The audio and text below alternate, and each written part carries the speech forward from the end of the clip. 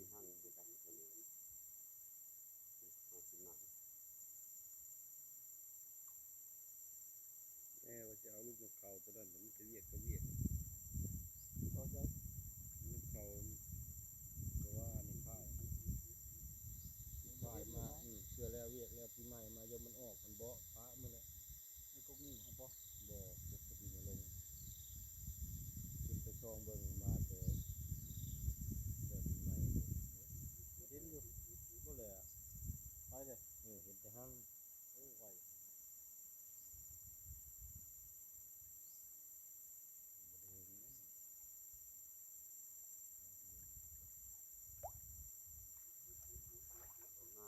แกลงพุ้น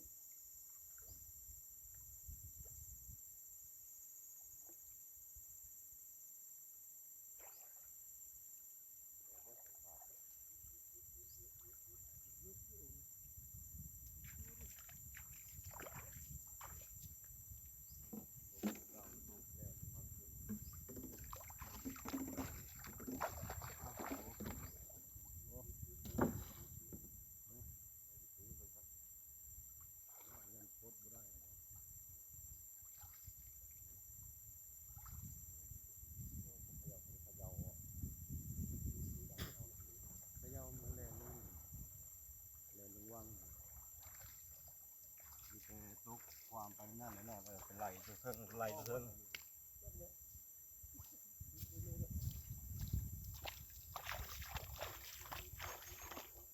ขยาวตัวเพิ่งคุณ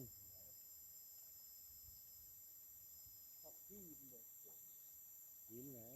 คอยลูกมาคอยลูกมาง้อความบ่คอยงมตีนมันนะงมมันพบสภาพสุดท้ายมันถูกแก้จับพบหมดมันก็ออก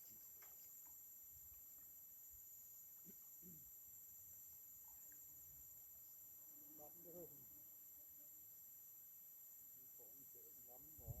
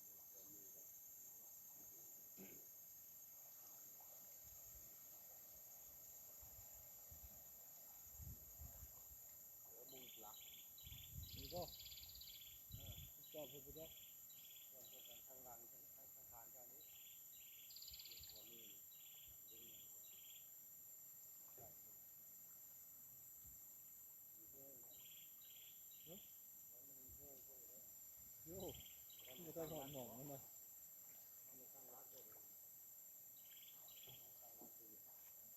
นี่บ่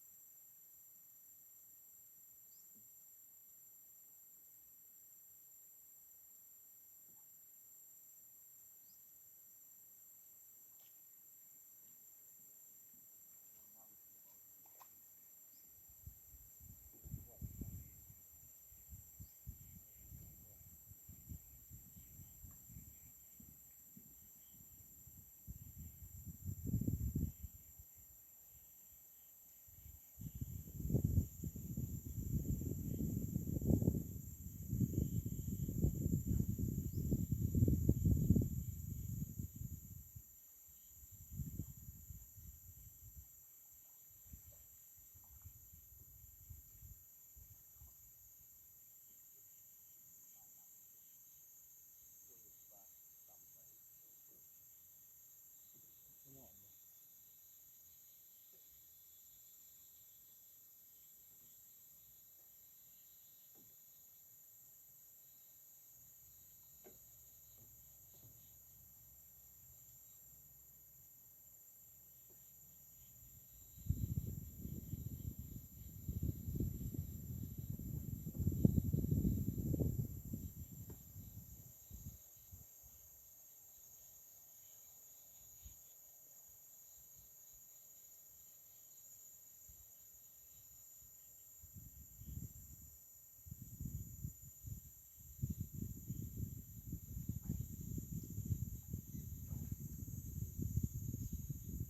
บวบหวานบ่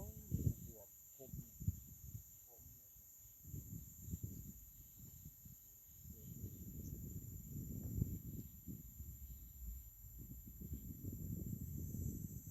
บวบเองคม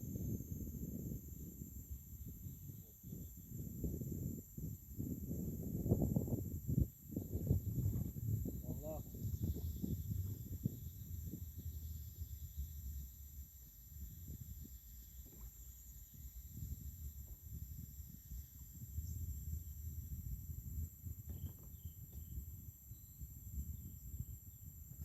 ลองแล้ว ฟองแล้ว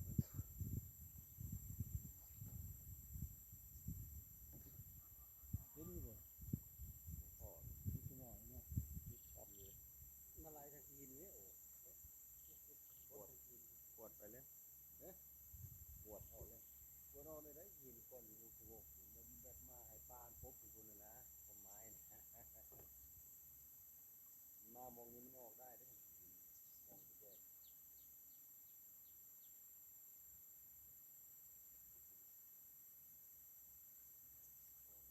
มันบุยจะบอกว่าอ้อมีคนเลย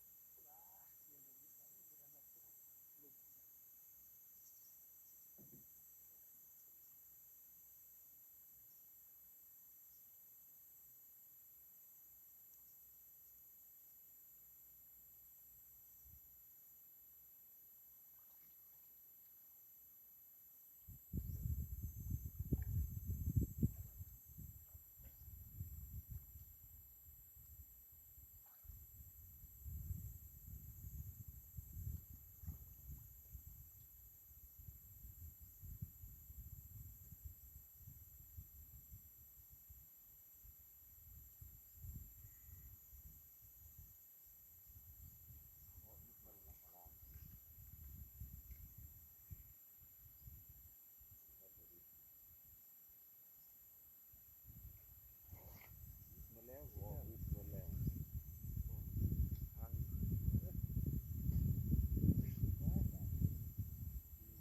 มีปลา 5 บาท บ่เห็น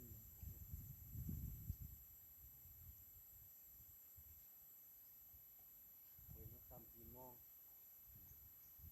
เอาบุเลิกคุณนะมึงเลิกบ่เลิกได้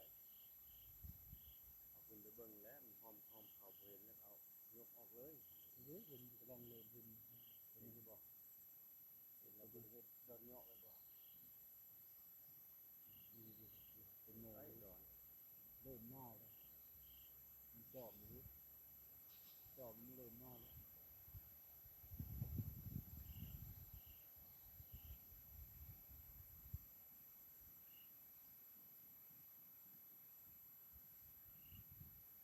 คอยจะเลิกคอยจะเลิก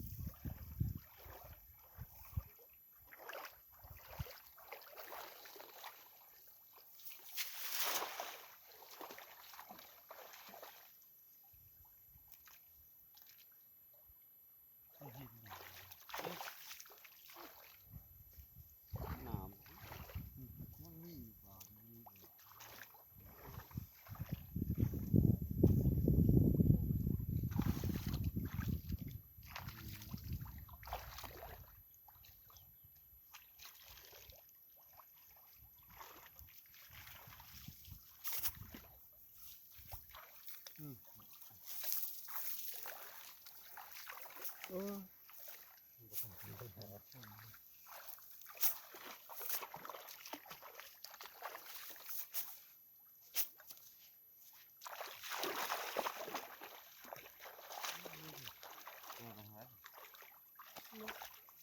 ลงลุมป่ะ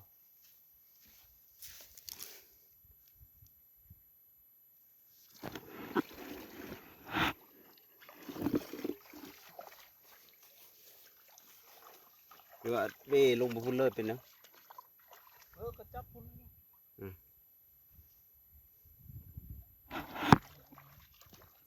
ไปเบิ่งอะไรไป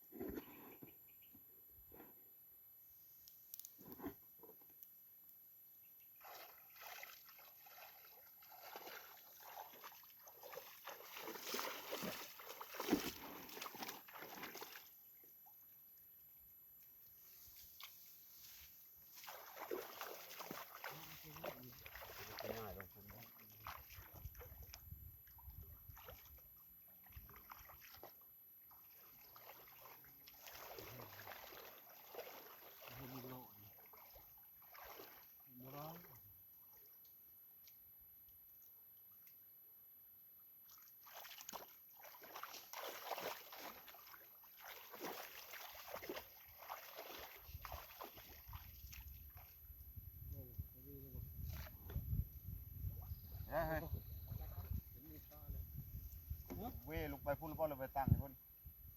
ยกเอาไปตั้งยึดพลามนี่นะพลามเนี่ยรับความไม่กินรับโป่งไปที่ เออ หมู่ปาน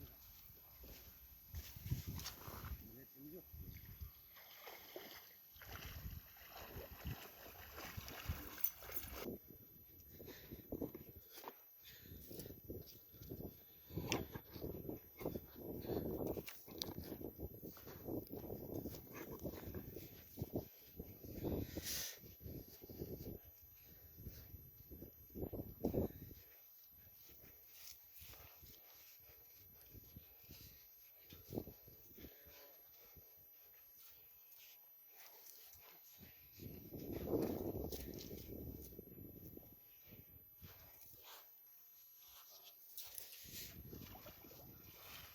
เดี๋ยวเราได้สักบ่ ได้ยังไงโป่งที่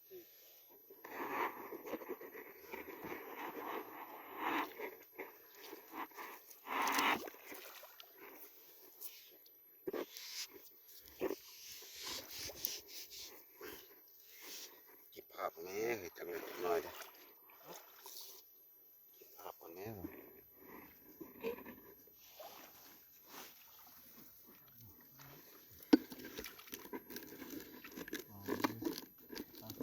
เบิ่งปาน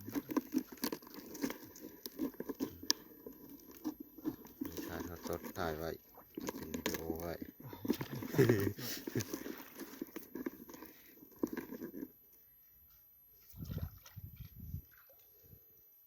เต็มของเด้อเต็มของเด้อ เส้นปันรักเก่าโคตรเปลืองเลยสมัครคืนเดียวหมดป๊อดตัวน้อมแล้วเป็นละห้าไปเด้ขอฟังน้ำมูได้หลักหาหาซื้อซิมราคาสิบเล็กได้แล้ว ถือออกบุออกลามแกแล้วแกโฮมเอาแกพี่อุ๊บโอเคเอาปะ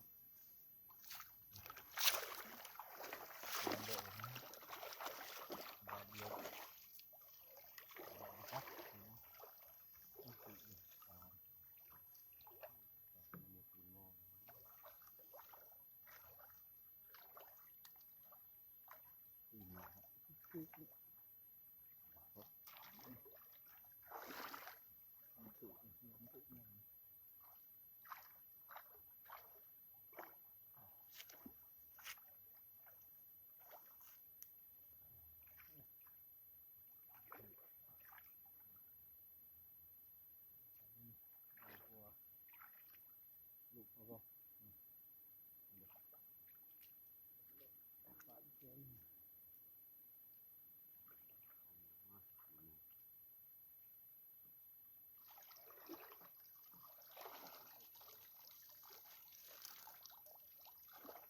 ที่ขาด ไอ้หิวหิวโอ้นำเธอไปกินอุ่นเลยเอ้ยมาพี่